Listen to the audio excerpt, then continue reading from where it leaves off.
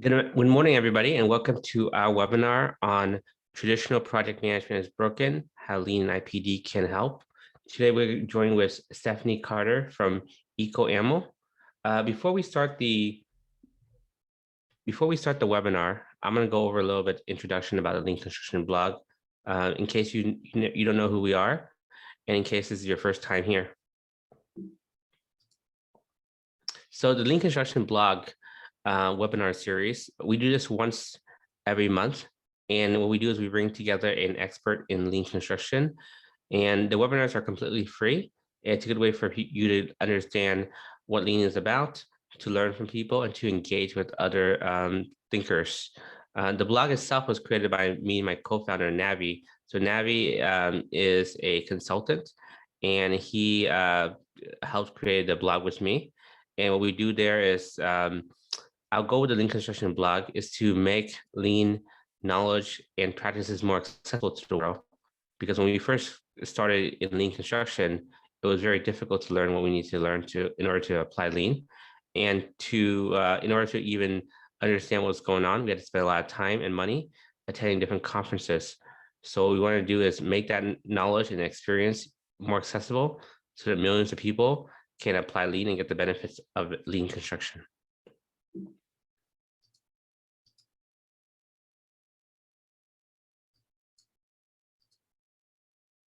The Lean Construction blog, we've been around for approximately 6 years now. This August is our 6th year. And so far, we've almost hit 100 million page views.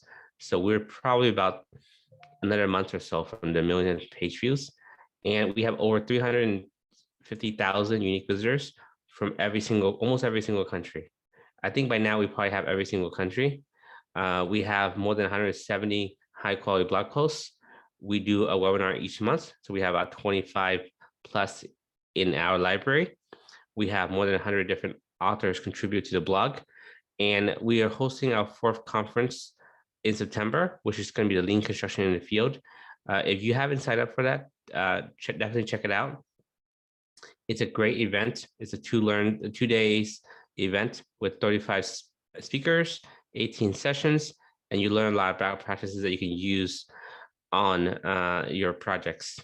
If you haven't already done so, please follow us on social media. We're on LinkedIn, Twitter, Facebook, as well as our newsletter, which has more than 10,000 subscribers. So we do have a free webinar each month. The next one we have is Bruce Cousins, BIM and Lean together. And we have one also in September, which is going to be announced soon, as well as one in November and December. So we do try to get the best people to speak at our free webinar. So do sign up for as many as you can because it's free. As long as you sign up, you'll get the recordings and the presentation slides for free. So definitely recommend joining us for the next webinars. And the next conference that we have is in mid-September. It's September 15th and 16th. It's a Lean Construction in the Field. So what's unique about this conference is that we have practitioners of Lean Construction present their practices. So it's a practitioner-led event. It's a learning-based event. It's not really a marketing event because the goal here is that we choose the best practitioners in the industry to present their practices and ideas. And by attending this, it'll help jumpstart your Lean application in the field because the field is where most of the money is being spent in construction. The field is where the safety concerns are a big issue. This field is basically where if you want to be successful in your application, that's really the place for you to apply. So we definitely recommend this. This is a unique event because it's field driven and practitioner driven. And the tickets are not very expensive. Early bird is until this Friday. And I think early bird is $200 for 2 days, which is a very good deal. And you can also get group tickets as well. After Friday, they become $300 per person. So definitely try to get them this week before early bird runs out. We would like to thank Bosch Refine My Site, the Lean collaboration platform. So Bosch is a platinum sponsored webinar. So they've been collaborating with us for more than a year now. and they make an easy to use lean collaboration platform based on the Last Planner system. So before we start the webinar, I want to play a quick 1-minute video from Bosch, and I'm going to introduce Stephanie, and we're going to start the webinar.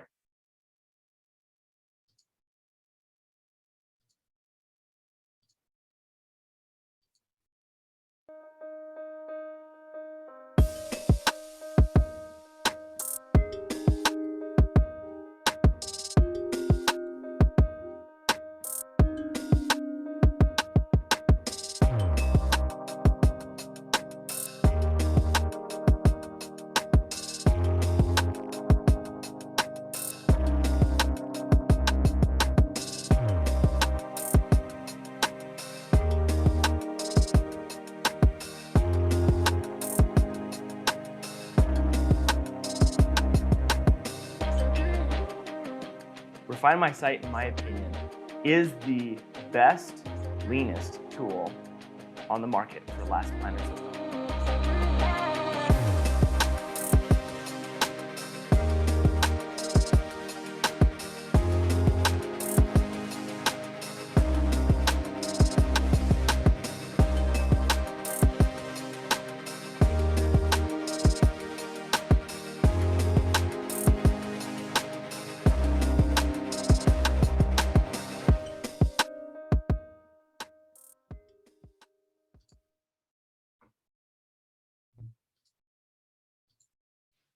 Okay, great. And let me introduce Stephanie. So Stephanie Carter is the owner of Ecoammo, a for-purpose sustainability consultancy firm. She started as a commercial interior designer in the early 2000s and saw that there was a big gap between the industry and environmental and social initiatives on projects. And her goal is to bridge that gap via lean, lead, as well as IPD practices. And she sees that the projects have a much bigger goal than just being delivered on time, on schedule, and with safety. The sustainability goals, diversity, and inclusions are all goals that she strives to help projects with. And today, Stephanie's going to talk about why the traditional project management is broken and how lean and IPD can help. So Stephanie, go ahead and share your screen. Thank you, Don. I'm just going to share my screen for everybody. Can you all see this? Yes, we see it. Okay, I'm actually going to do that again. Sorry. Just making sure I have clicked on the right buttons. Don already shared me a lean win for when you're sharing a video, which if we have time at the end, I'll share a video, but if we don't, then and Stephanie, since we're recording this, you see how you have a low bar on your Zoom bar, whatever the bar is. Can you hide it or move it away, because the bar is actually it blocks out the view of people actually watching. At the very top? Yeah, so at the very top, as well as to the bottom right hand corner, where you have the control bar, control navigation. Interesting. I actually don't have anything on my screen that's in the bottom right corner. Bottom right. Is that not where your Zoom controls are? Got something there? No. Interesting. Okay. Well, anyways, let's just continue with the presentation then. Okay. Sorry about that. Mm-hmm. We did do a little check-in beforehand, but there's always a technical glitch, and hopefully it's not too distracting for people. And we will be sharing the slides, so if anybody wants to see something that was in the bottom corner, you can let me know. But also, I'm using a tool that I can move around. So if you need me to move it, just let me know. And if somebody puts that in the chat, Don, please let me know. Can you move it up a little bit more? Move it up a little bit more. Up a little bit. Yeah. Up a little bit more. And yeah. Okay, that's better. That's great. Interesting. Okay. I will try to keep that in mind, that it's that much at the bottom. Okay.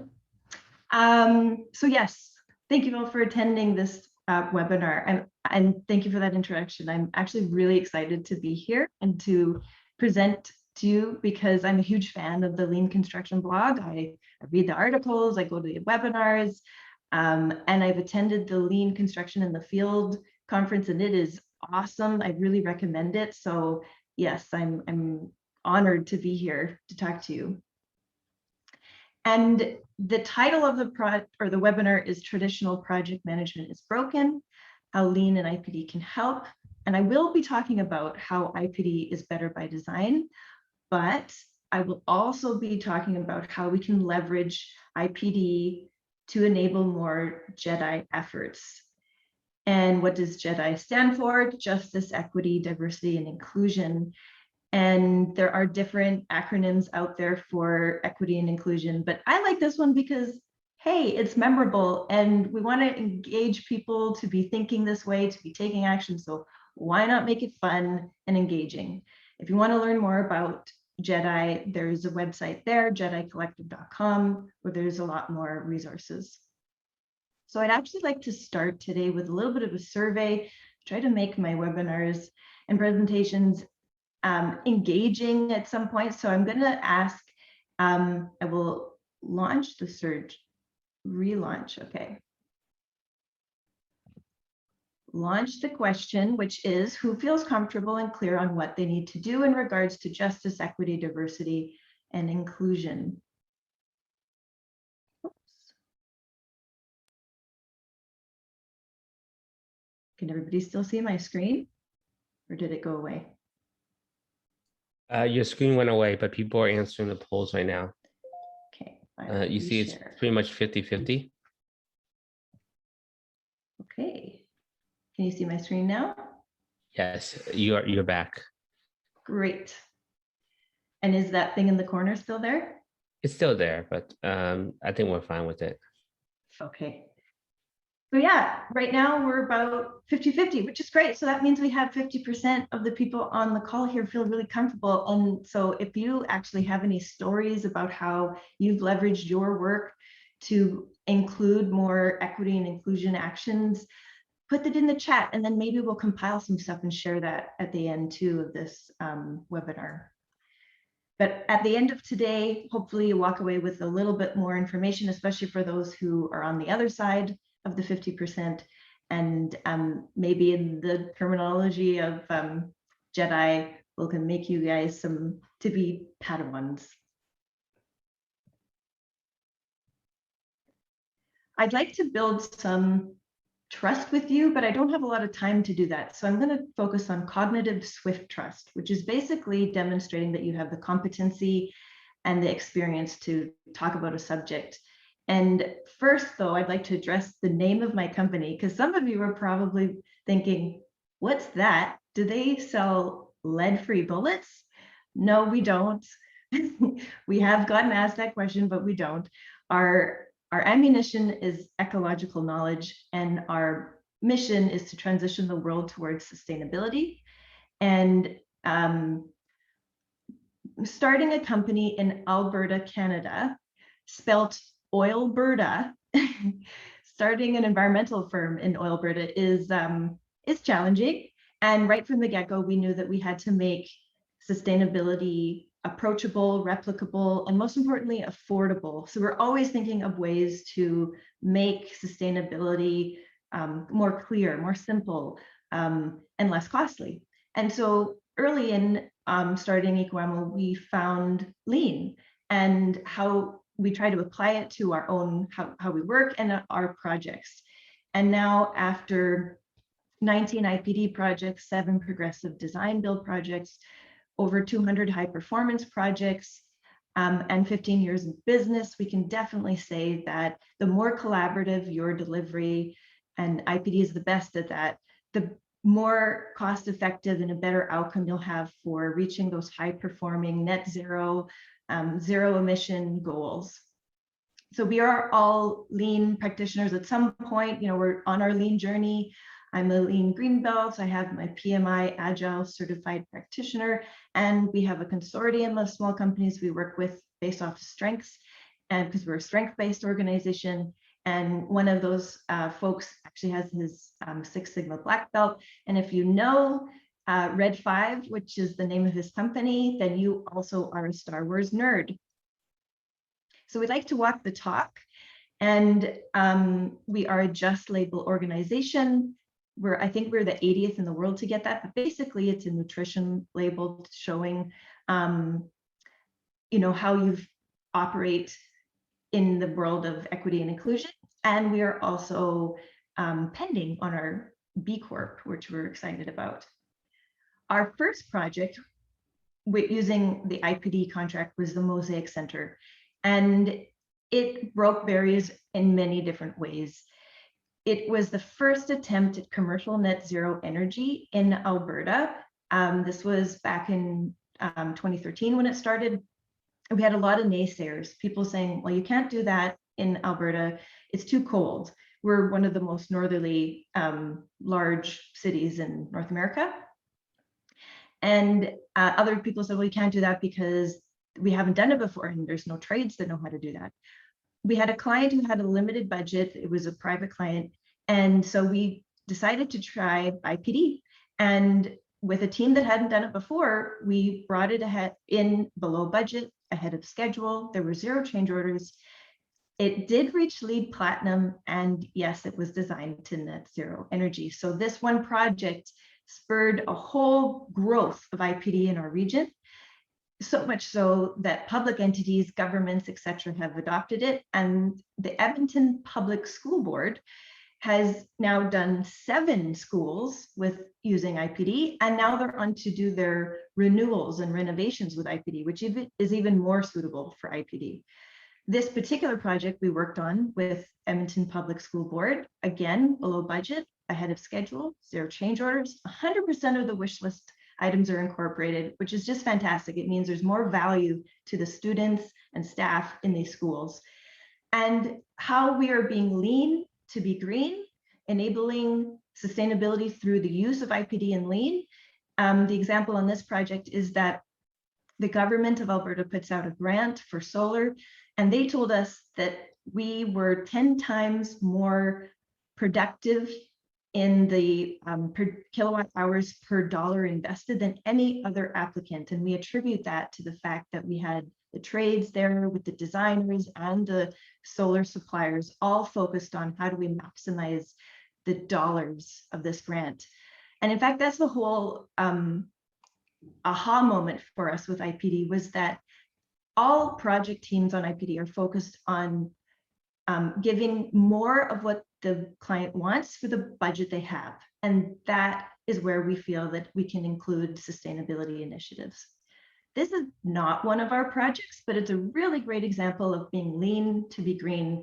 The Knight Cancer Institute, this was their first project. So again, a new team, they hadn't done IPD before. It's a laboratory, so energy usage on laboratories is high because ventilation rates are high, but they surpassed the 2030 energy goals, and it's LEED Platinum. Oh, and by the way, they added 2 whole floors to the scope, but stayed within budget and schedule. That's just absolutely amazing. So that's anecdotal examples from our experience and our colleagues' experience on how IPD works and the outcomes of it. But there are people who study this, including McGraw-Hill Construction, Lean Construction Institute, and Hanson Bridget. It's a law firm that we've worked with quite a bit. And the statistics don't show that IPD is a silver bullet, that 100% of projects are ahead of schedule. But the delta between conventional building projects in our industry, where 70% are over budget and behind schedule, versus 74% ahead of schedule, that delta is enough that it's really capturing the attention of owners, because we're making these statistics visual and we're identifying that is risk. There is something there to be concerned of. So in our region, at least, it's growing quite a bit. Now, you might, if you're new to IPD and you haven't worked on an IPD job, you might be skeptical, thinking, well, that just sounds too good to be true. How is that possible? Like, is it just some sort of magical elixir? And unfortunately, the answer is much sadder than that. It's just that we have a huge opportunity to improve. A lot of you have probably seen this slide by McKinsey and Company, demonstrating the gap in productivity between manufacturing in orange and industry in blue. And really, the bar is really low. So if we're improving anything on IPD jobs, it's just because there's a lot of opportunity to improve. Let me put it another way, comparing manufacturing manufacturing to construction industry. This example is from a colleague of mine, Robert Bean. He hosts the podcast called Edifice Complex, and it takes Toyota less than 24 hours to build one of their cars. It takes Tesla less than 3 days. It takes Boeing less than 3 months to build a 737. And it took less than 2 years to build the largest cruise ship in the world for 6,000 guests and 2,000 staff. Compare that to our industry, where it takes about 2 years to build a 30-story high-rise and about 2 years to build a 1,700 square foot home. So for me, that data tells me that there's a lot of variable in our industry. We haven't standardized it very much. And there's a lot we can learn about both those things from the manufacturing industry and lean. So this presentation is about how IPD is a better process by design, but also how we can incorporate more JEDI efforts. So I'm going to start and give you a few slides here on IPD as a primer for those of you who are new to it, and hopefully demonstrate how the process is better. Who knows this slide, the McClamey curve? Thank goodness. Thank you, Patrick McClamey, for creating this. Oh my goodness. This is so helpful for me to explain how IPD is better. I use it all the time. The one thing you want to know about this chart is that red line that's going from the bottom left to the top right is showing how the cost of design changes or changes in general escalate over time. And if we look, I've now overlaid on top of that chart a comparison between delivery models. And if you look at design bid build, the red arrow, our constructors join us too late. The cost to change is already escalated. And so by the time they're there to add their information, to ask questions, the only mechanism they have to do that is change orders and RFIs. And at that point, that change is going to cost way more than it would have earlier on. So the system, if we're thinking lean and we're being hard on the process, not on the people, contractors are good people. They're just coming in too late. The process limits us from coming in earlier. So looking at construction managed and design build, the purple arrow, we do enable ourselves to mitigate some more cost escalation because we can have the constructors in early. But the main difference between IPD and CM is that we're intentionally all focused on stopping cost escalation before it starts. So we bring as many people as we can, as early as we can, the right people at the right time to solve the right problems when changes do not cost as much as they do later on. Another way to look at this risk mitigation through IPD for the client is on a timeline. And the benefit here too is that IPD brings cost certainty to our clients sooner at less cost. So the top line is design bid build, and conventionally the industry considers cost certainty to happen when we go to tender because we're asking the market. But by then we've spent a lot of time on our schematic design drawings, working drawings, and all the way to issue for construction. But I would question if that's cost certainty anyway, because if our statistics are correct, we're still going to experience a lot of change orders and still going to be over budget. Compare that with IPD. Our first phase is our validation phase. Really, validation is just confirming, can we build this building for this scope, in this budget, in this schedule? It's really a costing exercise. We're not designing. We are only designing enough to price. We're designing enough to feel certain because we have the market with us. We have our trades, we have our sub-trades, we have the people who are going to build the building there with us to confirm what the costs are. So by the end of validation, this is our biggest go, no go. Can we do this project for the budget we have? And so it usually takes a lot less time because we're not designing all those details. And another aspect of this is that if you see all those little purple diamonds at the bottom, I'll scroll up just to see, hopefully you can see that. Those are all off ramps for our client, meaning if at any point in our investigation of asking all those questions early on, if something comes up like site information, there's a lot more contamination or something, and it balloons out of the cost, the allowable cost of the client, then we can stop our work, go investigate, and then decide what we want to do. Can we continue? Can we find a way around? Or do we have to pause or stop the project?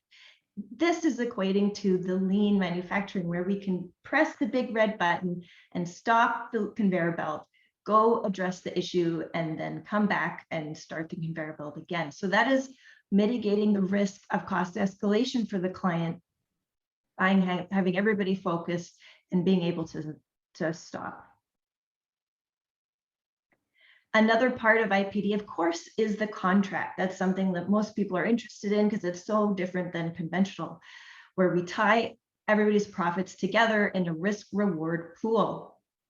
I've drawn this arrow this way on purpose because the contract itself is not a driver of our culture. It's not necessarily the reasons for, our direction, how we're making decisions. The values are what drives us to make decisions, and our priorities of those values make those decisions. And the culture and the processes like pull planning help us be more collaborative.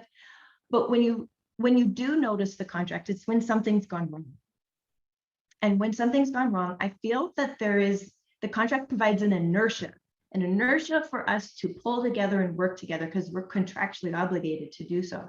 Even if you have a progressive design build project using all the IPD cultural things, when things go wrong, stakes are high, emotions are high, people fall back into old habits, and the contract does not help us get out of those old habits. In fact, the inertia is pulling us to be more silent. Speaking of culture, I also like to equate a high-performing team to a sports team. I mean, because they are the most high-performing teams, right?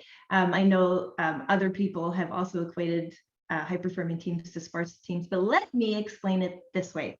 Let's envision our industry as a sport.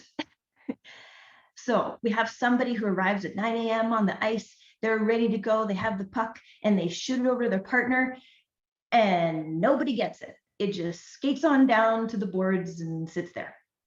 And then we have another person comes on site about 10 a.m. and they're the goalie, and they're there to block all the pucks, but nobody's there. They can't do their job. Nobody's there. And then we have the referee that comes on site, and they're really not clear on what the score is. They're not clear on how much time is left, and all they know is they're really angry because nobody's on site doing their job. Who would actually go watch that sport? Nobody would.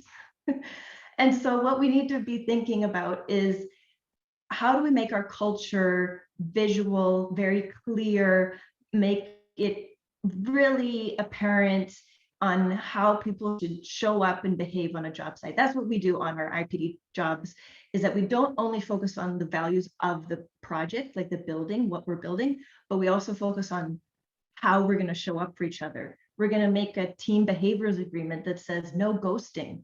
The pull plan helps us be more of that high-performing team and focus on the handoff. So the puck goes in the net. So because IPD focus is not only better by design for addressing the what we're building, but we also focus on the how. That is the area, how, where we can include more Jedi action. And just so we're all on the same page, what does Jedi mean? Justice is dismantling barriers to resources and opportunities.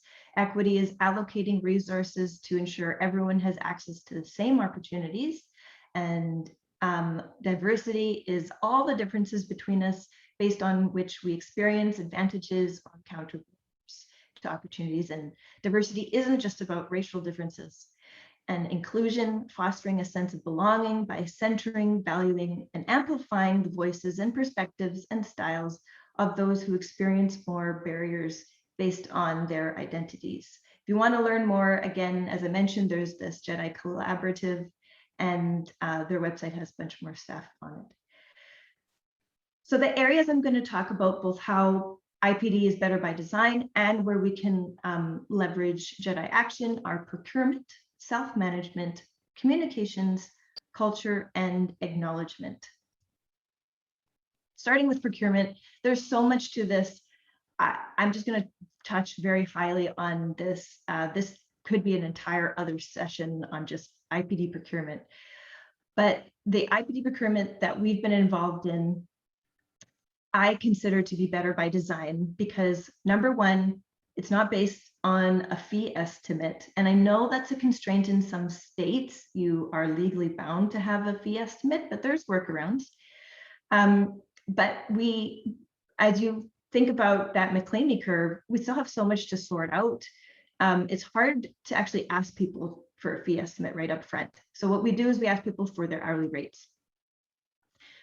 To make it more inclusive, we do ask for a minimum required level of experience and competency, of course, for this building typology. But because the industry is new to IPD, there's not as many teams that have that experience. We're actually not basing it only on IPD experience, because then we would just have this clique of people and they only know how to do it. But we want to have capacity in the marketplace to do IPD. We want everybody to do it.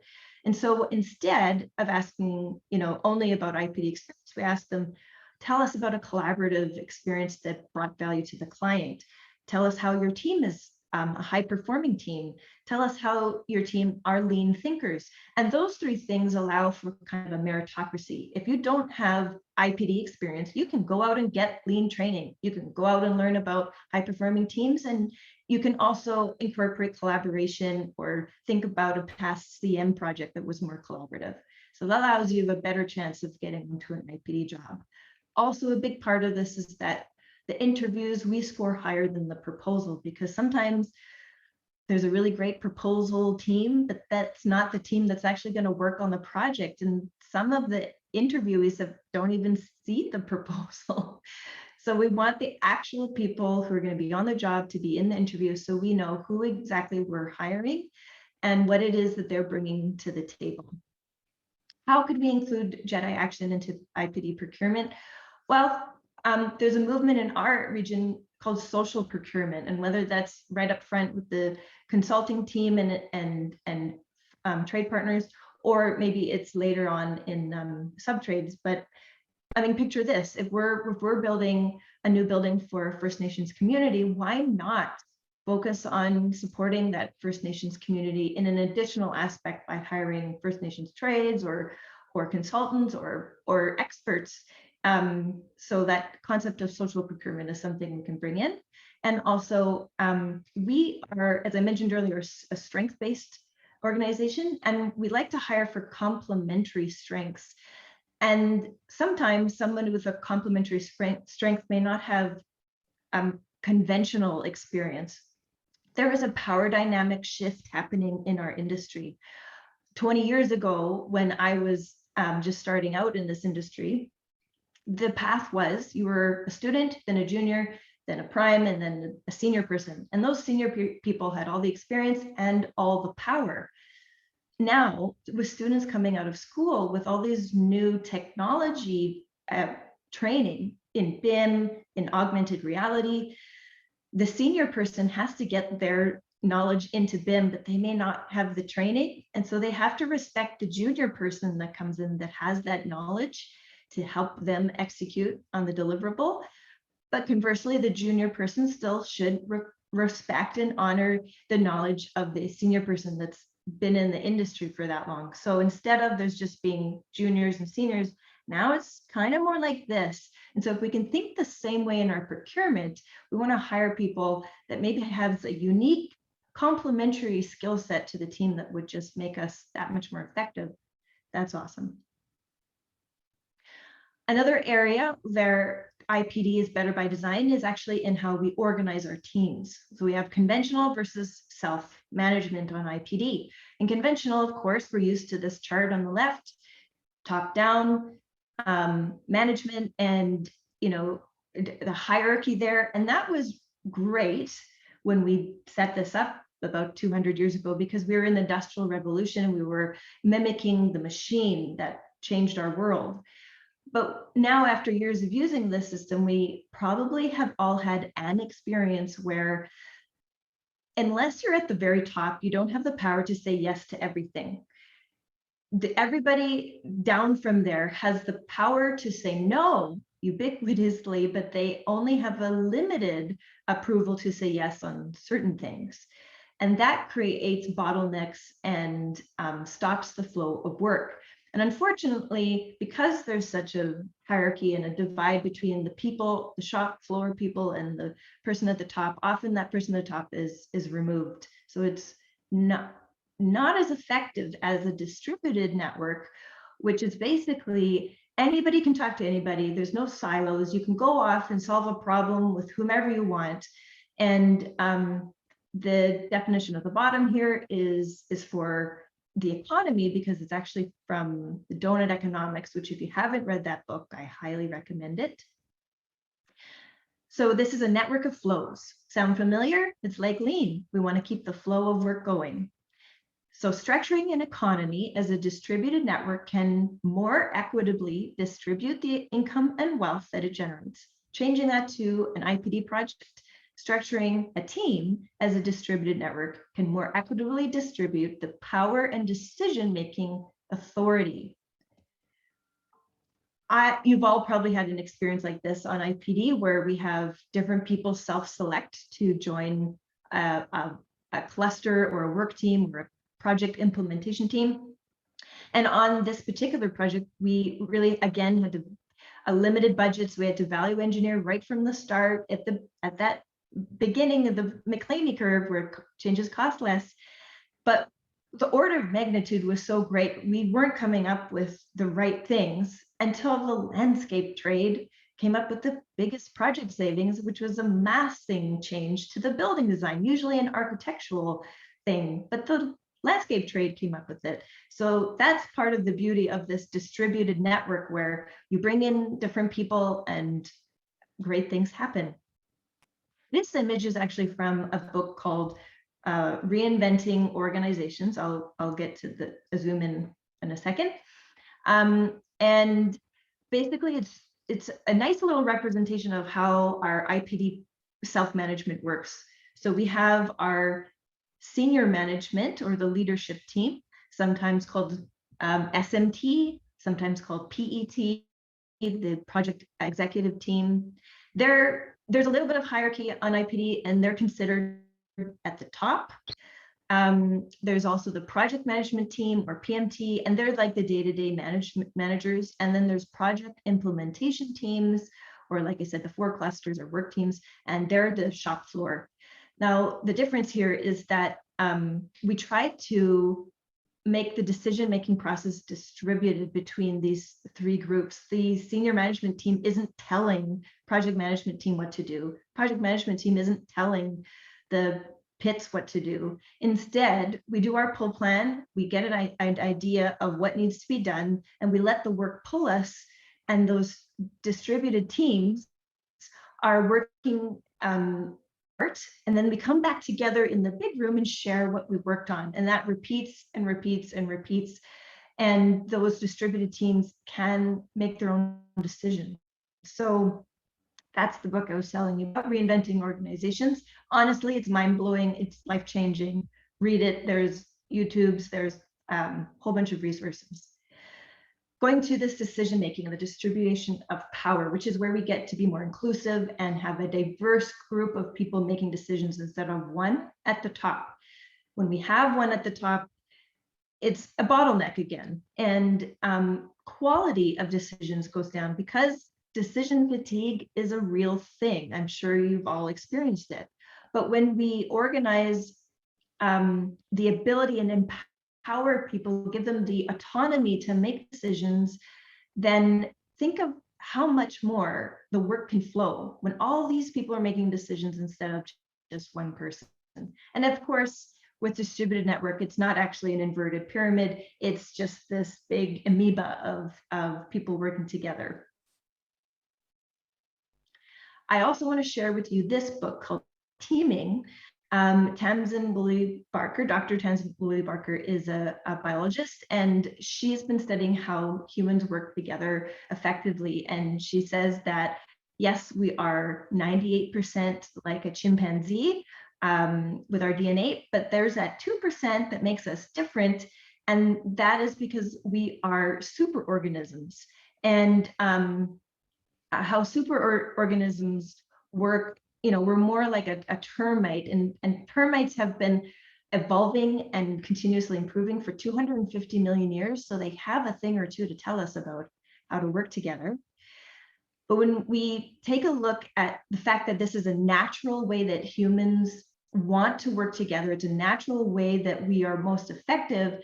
How do we apply this to IPD? Well, we help people connect around a compelling shared purpose, values, and goals.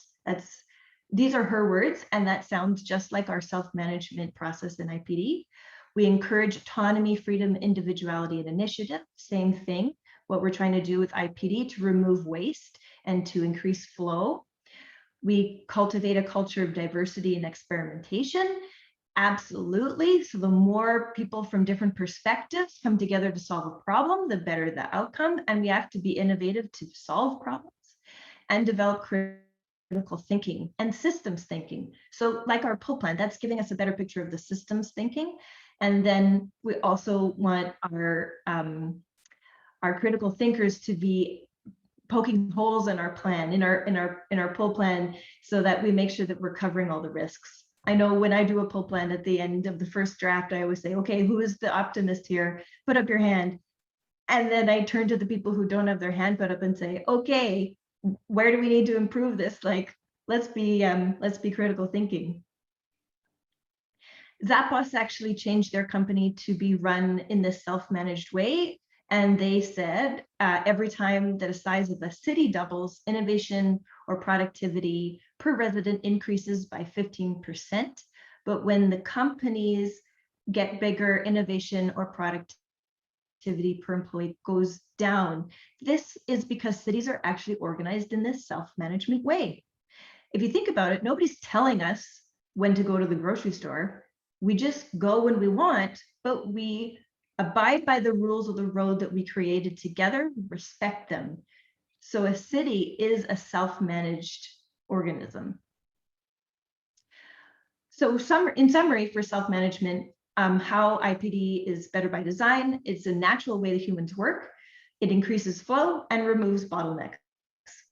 How we can include JEDI in the self-managed process is that we're distributing authority, power, and decision-making, and we want diverse perspective and experiences to provide a better outcome. This organization, the Center for Creative Leadership, has some really great information on how to be more of an inclusive leader. So I'm just going to read you their top 7 suggestions, and then that will set us up for the next couple of sections that I'm going to be talking about. 1, deepen self-awareness. 2, foster social awareness. 3, reveal blind spots. 4, listen to understand.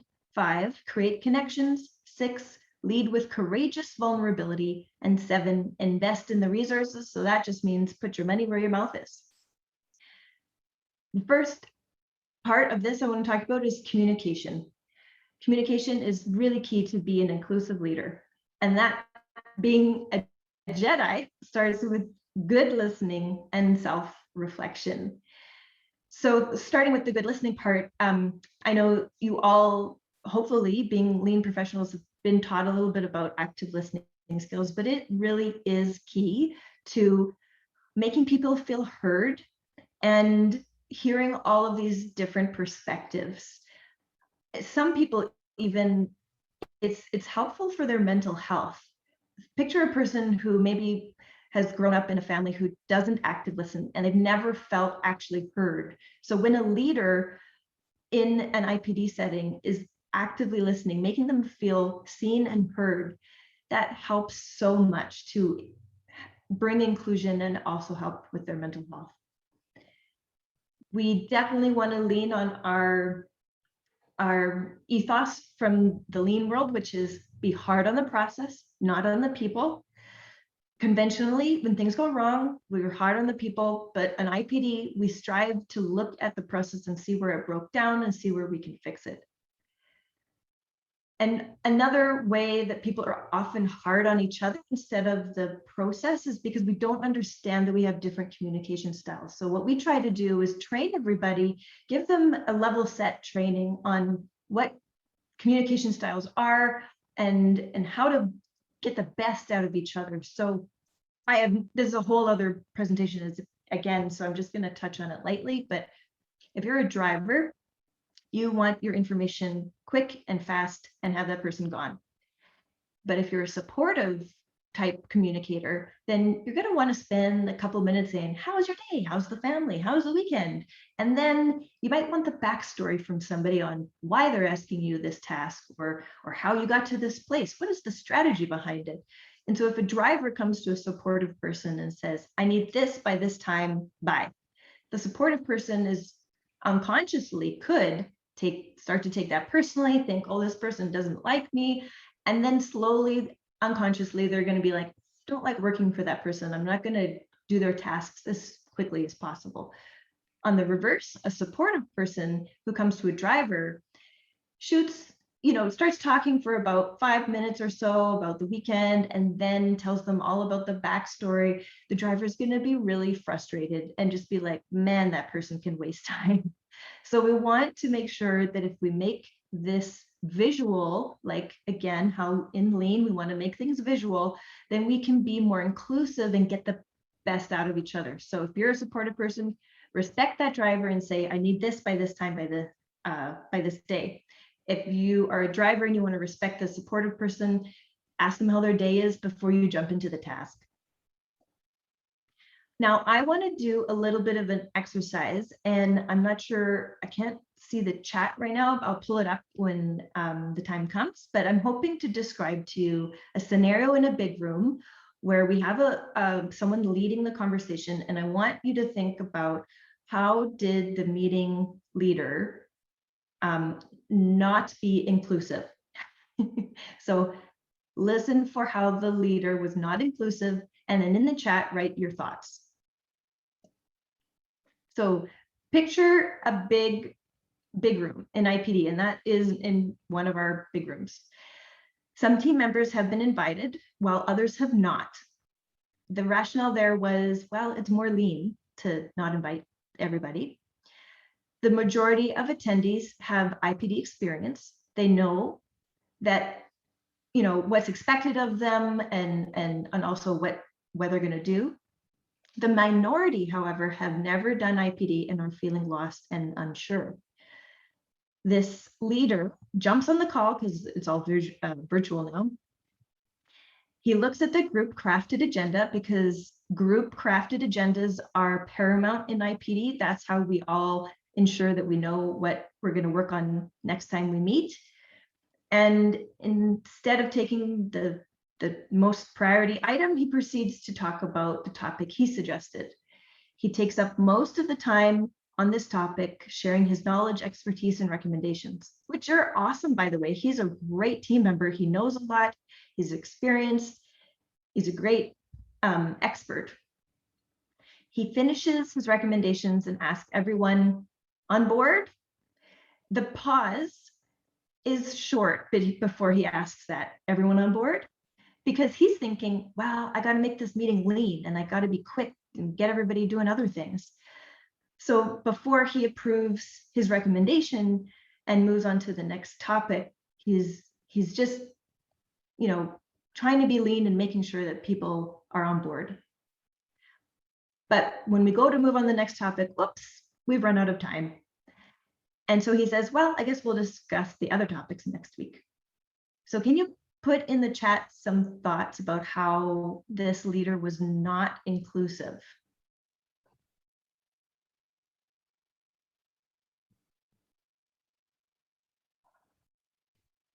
Somebody picked out right away, he's not inclusive because he picked who to invite. Absolutely. With this self-management process, we want people to self-select.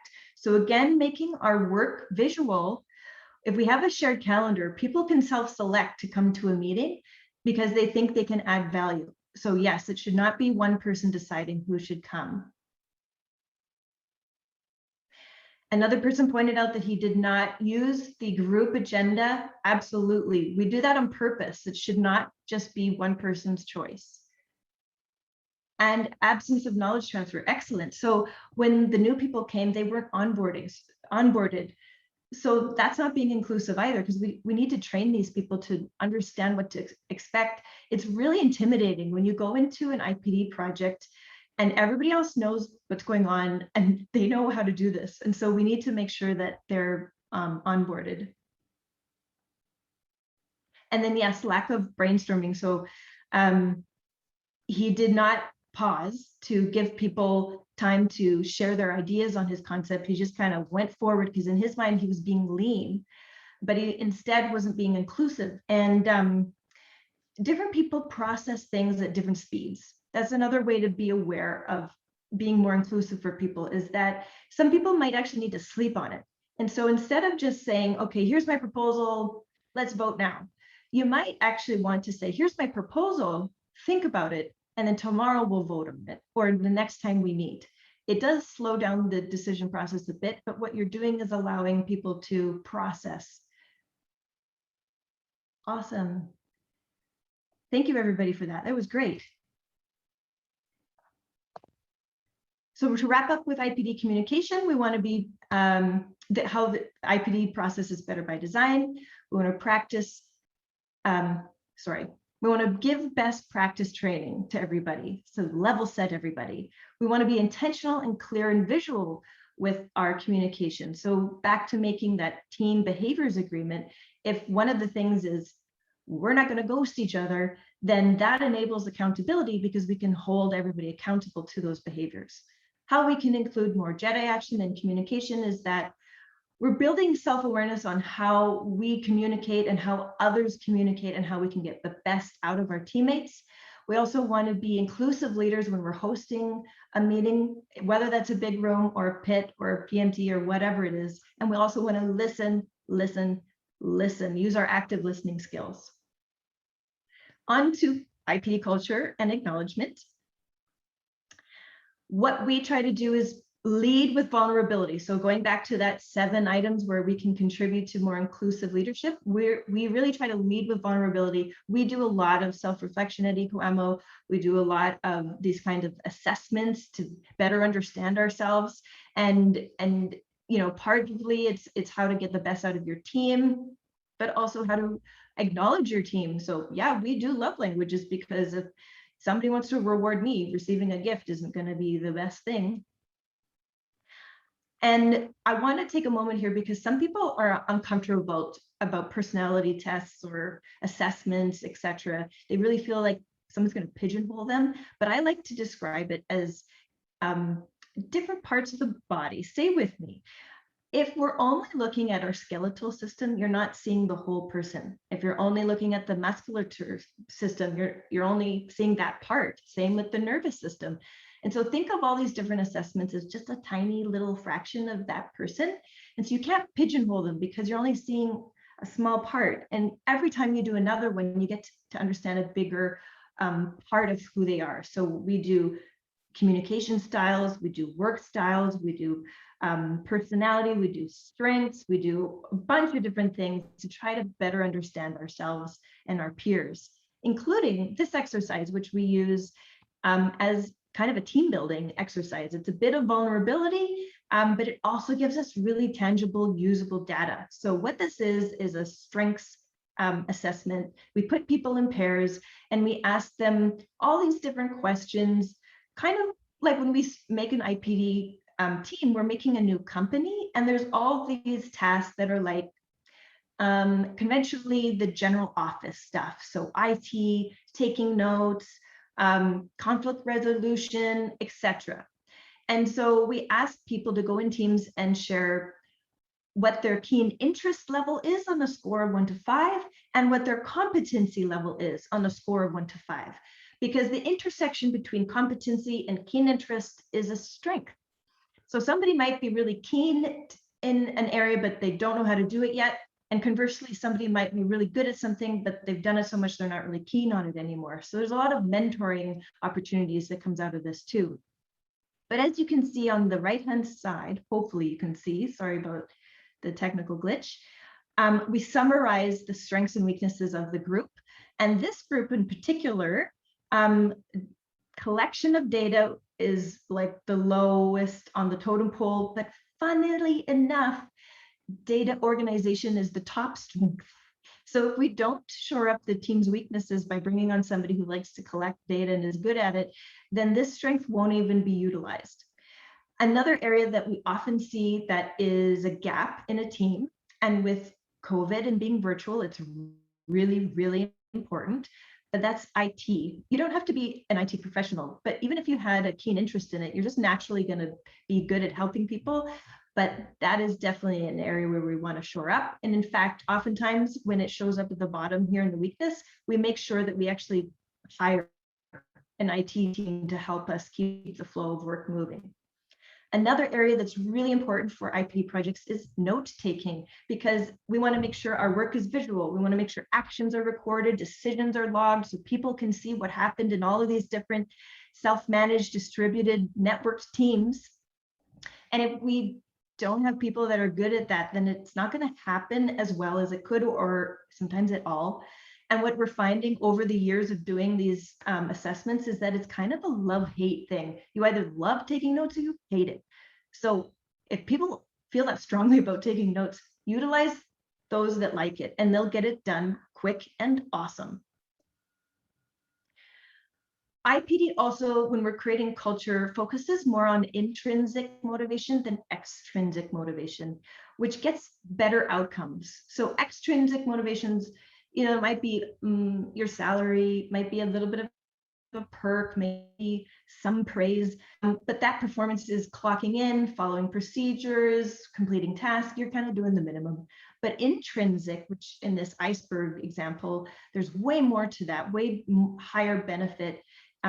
You're getting acknowledged for who you are authentically, with your strengths, your diverse background, your different way of thinking. If everybody else are optimists and you're the critical thinker, you're going to be valued because we need that person. We're building stronger relationships on IPD. We're being vulnerable. That creates a sense of belonging for the team. And we have our shared purpose, what it is we're building and why. This school is for these kids, and they have a wonderful place to learn in. We're impacting the future generation. So the outcome there for the performance is trust. People are more innovative, they're more committed, and they care. This slide is actually from 6seconds.org. It's an emotional intelligence group. If you don't know them, again, a really great resource. So what does that sound like? It sounds like Dan Pink's TED on what motivates people: autonomy, mastery, and purpose. And that's another great watch if you haven't watched it.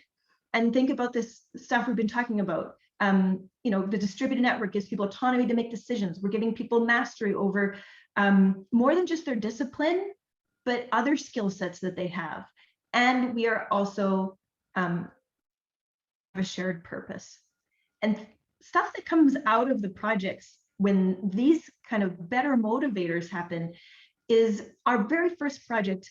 Our mechanical trade, through pole planning and other things, saw the whole picture. So we saw systems thinking, and they saw that the framer was behind, and they offered to frame the mechanical room. On that first project, that was really shocking, but now it's actually happening on all of our projects. So that kind of behavior comes out of this. So to sum up for IPD culture and acknowledgement, it's better by design because, again, we have best practice training provided for everybody, kind of shore up. It's intentional, clear, and visual. We increase the flow of work again, and to include more JEDI action, we are again building self-awareness and awareness of others' strengths. We're valuing diversity, and we're seeking out differences. We're leading with vulnerability, and we're vocalizing gratitude for those differences. So as a summary, we have this integrated process delivery is better is a better process by design and has better outcomes because the process enables risk mitigation, enables cost management, better cost management. We have inclusive social procurement. We celebrate diversity. We are a naturally distributed network, and there's better motivation. And the areas where we can include more JEDI action are procurement, self-management, communications, culture, and acknowledgement, but we have to be intentional with implementation. And if you think back to the statistics earlier that I shared about how IPD is better than conventional, think about how much more better if we focused on including diversity and inclusion. And these statistics are from Janet Stovall. So we'd have better performance and also better profits, which turns into more wish list items for the end user. That is it. Thank you. Great, thank you. And let's do our question and answer. So go ahead and type into the chat box. I'm gonna allow everybody to unmute themselves so people can ask questions directly. So let me change that right now. Right, here you go. Let me change that setting.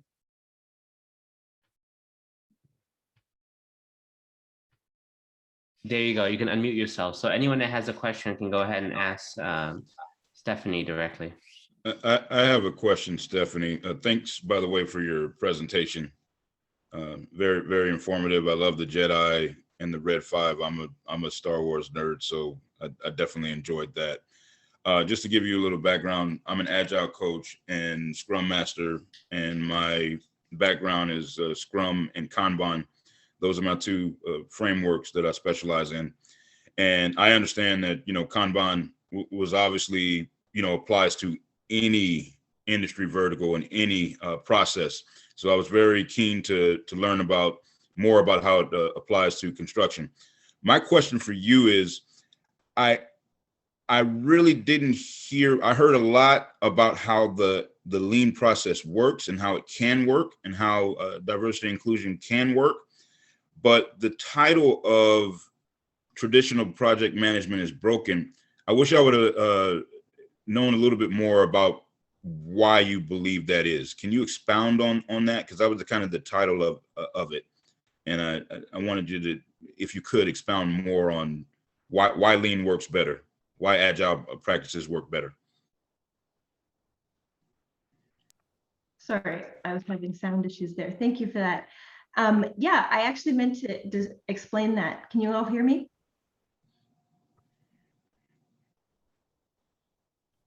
Did I freeze? Hear you. Yeah, you froze. Okay. Sorry. Yeah, I meant to explain that being a lean thinker, I went back to Doan and the team to say, okay, there's been a lot of IPD presentations to this community already. How can we provide you more value? And I gave them some options, and they chose the equity and diversity inclusion. So I tried to honor still the title of the presentation, that IPD conventional is broken and IPD has a better way with statistics and case studies examples. So I filtered that in, but then I also sprinkled in the JEDI stuff because that was something that the organizers thought would add more value to the team. Does that answer your question? Kind of. Just one more follow-up to that. What's broken about traditional PM, in your opinion? Yeah. So the couple of slides I showed you there where the process inhibits us from getting the constructors in sooner to provide their insights. Those sets of slides is really an example of how I view that the IPD process is better by design. Okay. We actually have a great guest today, Alan Mossman. Alan, are you still here? Alan, would you be able to? Yes. Yeah, would you be able to explain why construction is broken, Alan? You did a presentation on this previously. I did, and there's also a blog on the blog about that. So you might want to have a look at that, Jabulani. Basically, if you start trying to do things with design, bid, build, you have immediately separated the designers from the constructors, so that the construction design process, the process by which you build, is designed after the design is produced rather than while the design is being produced. In an IPD, they happen simultaneously. The other major block is the fact that the commercial terms are adversarial and transactional. They imply that neither party can be trusted. They're all bilateral contracts, whereas what Stephanie's been talking about with IPD, you've got one contract which brings everyone together. With the adversarial contracts, everyone is trying to cover their arse. It's a technical term, I'm sure you understand it. And they're trying to cover their arse because the adversarial nature of the process means that they are at risk of being sued. Whereas the collaborative framework of a relational contract takes that away. You still have to be vigilant because there will still be people who try to take advantage of the relational contract, but that isn't necessary. I'll shut up now, Stephanie. Oh, that's great. Thank you, Alan. And Jabulani, did that answer your question better? Yeah, that was a great summation of your very, very thorough project that you put forth. And he kind of encapsulated for me, you know, at a 30,000 foot level, so I could kind of see it all come together, that the whole design and bid process, you know, kind of the product roadmap that we look at in Scrum and Agile. So yeah, thank you, Alan. And thank you, Stephanie. Yeah. Thanks for that great question. There are some other questions in the chat. One is, owner involvement is really important in IPD implementation. Do you have any suggestion how to implement it only with the main contractor, architecture and trades, without multi-party contract because the owner hasn't bought into IPD? Well, that's really difficult. It really does need owner involvement. Again, decisions are only as quick as the owner's willing to be there every day with the team to answer questions. So let's paint a picture for a scenario where you have an owner that's not really bought into it, but their project manager is. So the project manager is willing to be there, has the authority to say yes. That's really key. If they don't have authority, then it's not going to work anyway. And then on a particular project where we had to get around some funding regulation that wouldn't let us use IPD, it went to a design build contract between the owner and the contractor. But then within the design build contract, we actually used an IPD contract for the rest of the team because the rest of the team was really gung-ho. So there are ways around it, but that was still with an owner that was interested in IPD. It was just a funding limitation that wouldn't let them. So I would say if you don't have an owner willing to sit at the table and answer the questions, then it's going to be a difficult project, no matter the delivery model. But that's a tough one. And of course, if anybody else has an example or something they did to get around that, please share. Go ahead, Alan. Yep. There are two wraparound contracts that you can literally wrap around a series of bilateral transactional contracts. So if the owner won't go for the full relational thing, go through the normal system, and in the US you can use Consensus Docs 305, which is a supplement to all the bilateral adversarial transactional contracts.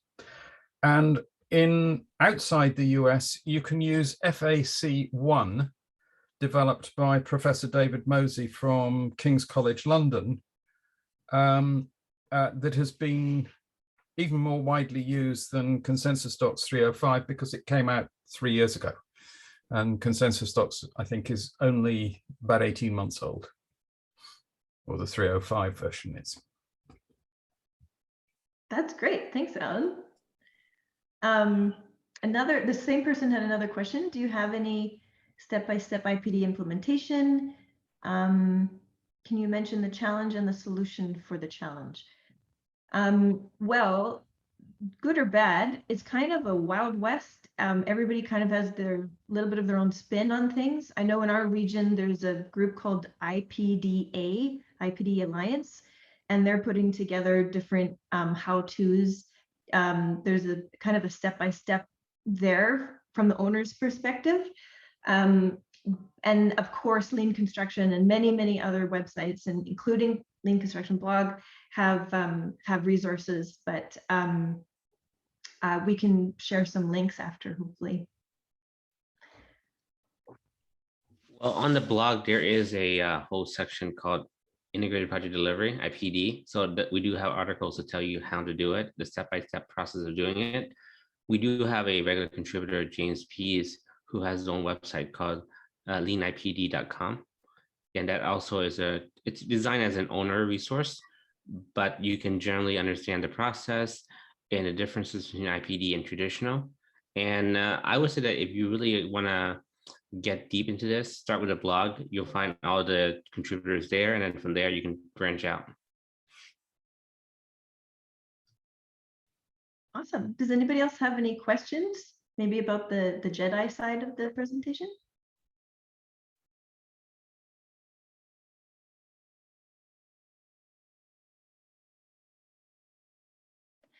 Someone has a comment, and maybe Daryl, it'd be best if you unmute and share your comment.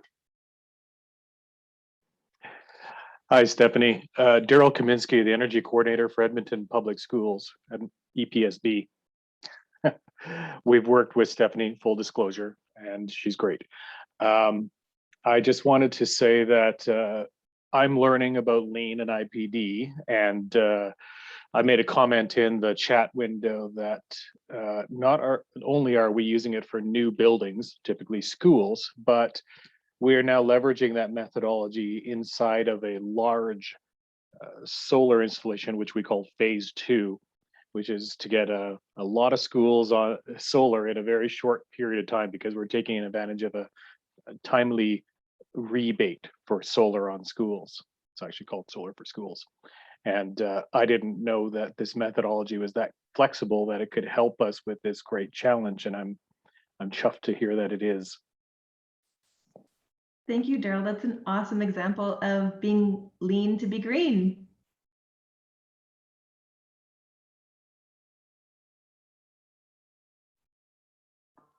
Well, I don't know, Dawn, if there's no more questions.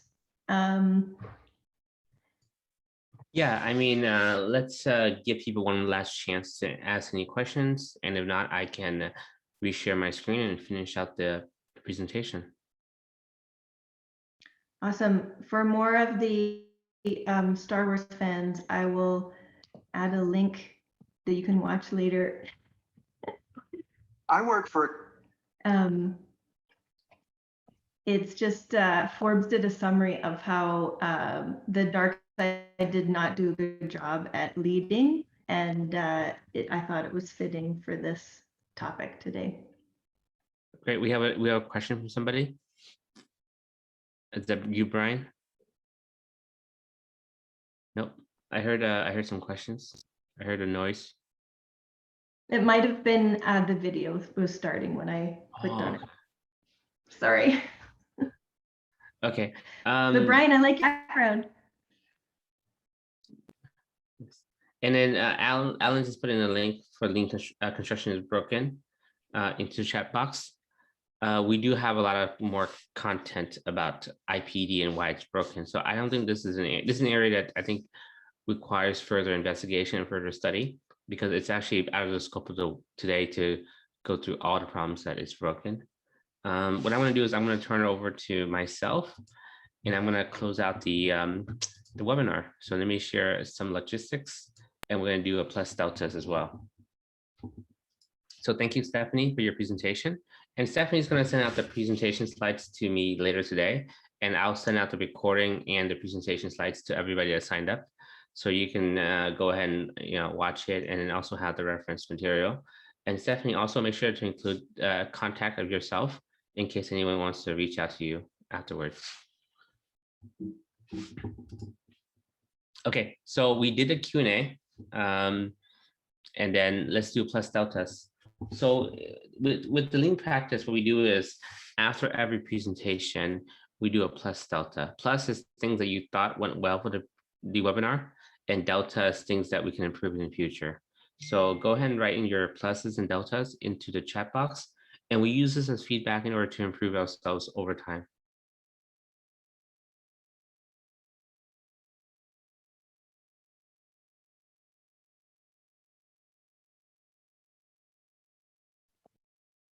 I have a delta that there was something on my screen and I couldn't see it, but it Yes. was blocking you.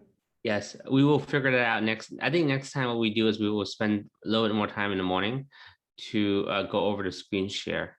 And also you're using, you're not using a presentation slide, you're using something else. So we had to check that again to make sure that we understand how to do it better.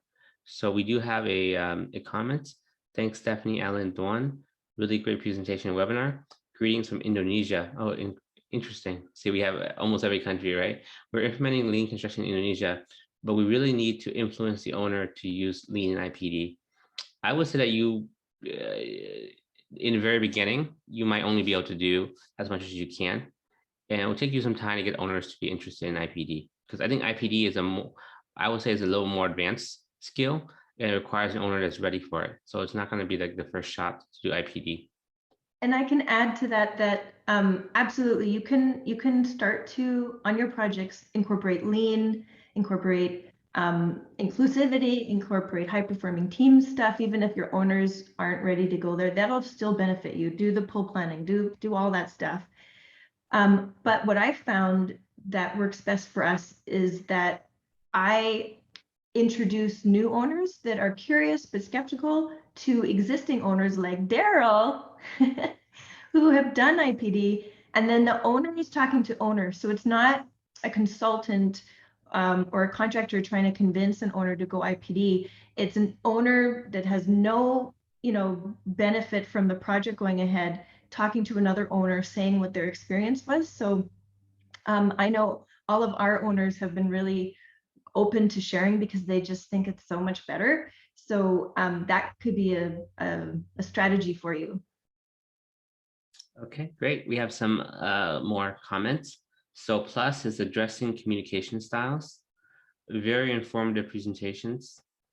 Jim said good presentation of what IPD should be, I believe. Delta is that it did not match the title and address lean. Okay, that's a good delta. And then Aura said plus understanding how Jedi helps any delivery model. And then another plus from Irene is providing a copy of this presentation so that we can research the hyperlinks you included for more / deeper information.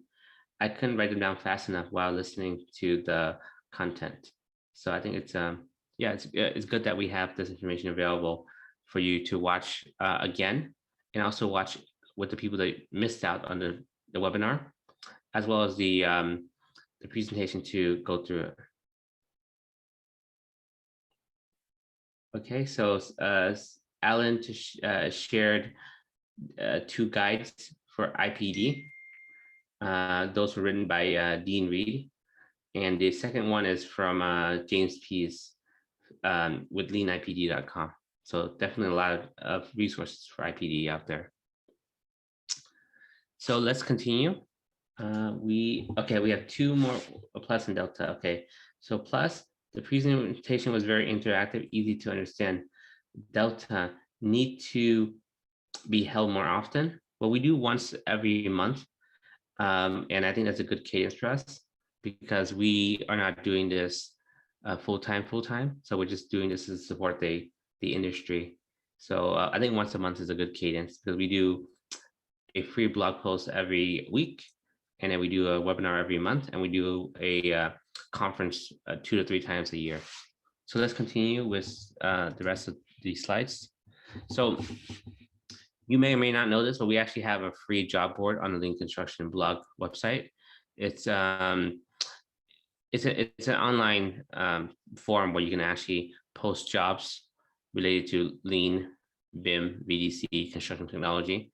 And the goal here is that as the construction community grows in interest in Lean construction, more companies and more people are looking for Lean construction talents. And also people that are studying Lean construction now have a way to increase their earning potential. So definitely check out the job board. If you are hiring people, definitely post there. It's actually free, so there's no cost to posting. So there's really no downside to doing this. We do have a Lean Construction Blogs podcast hosted by Dick Beyer. So Dick Beyer is the first executive director of the Lean Construction Institute, LCI, in the United States. He set up the LCI for the success that they have today. And what Dick's podcast is focused on is he brings guests who were part of the early days of Lean construction to share their stories of how Lean construction formed, who are the key players, and kind of how we got to where we are today. So for people who've been in the industry or in the community for a while, the blog is really a good way to supplement your knowledge about stories and ideas that may or may not be talked about today. And you actually understand the deep history and understand kind of what people had to go through in order to develop Lean construction as it is today. So there's 5 episodes right now.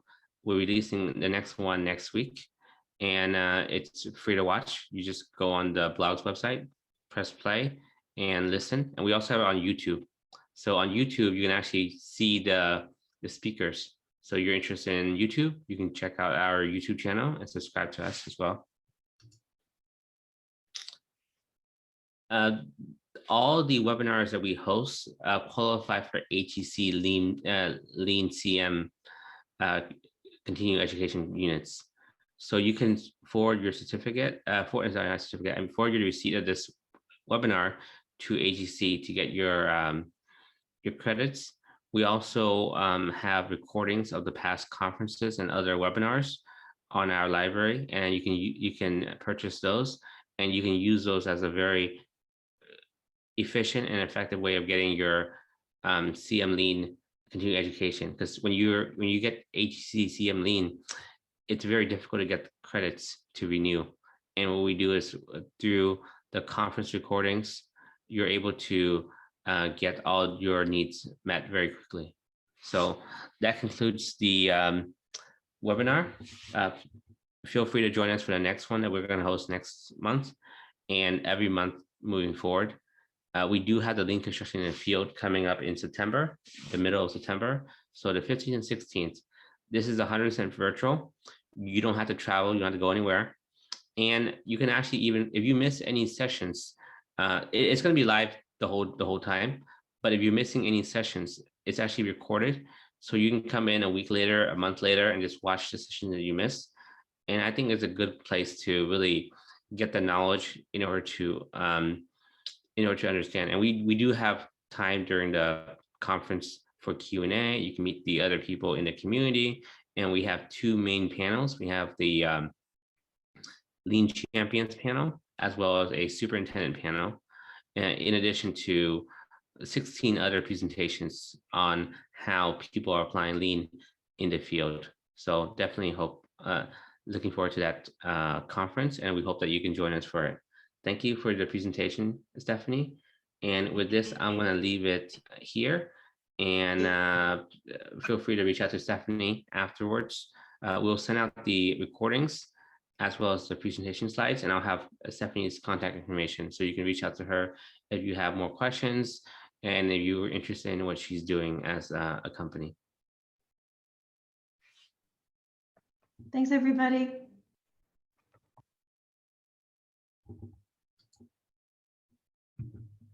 Thank you.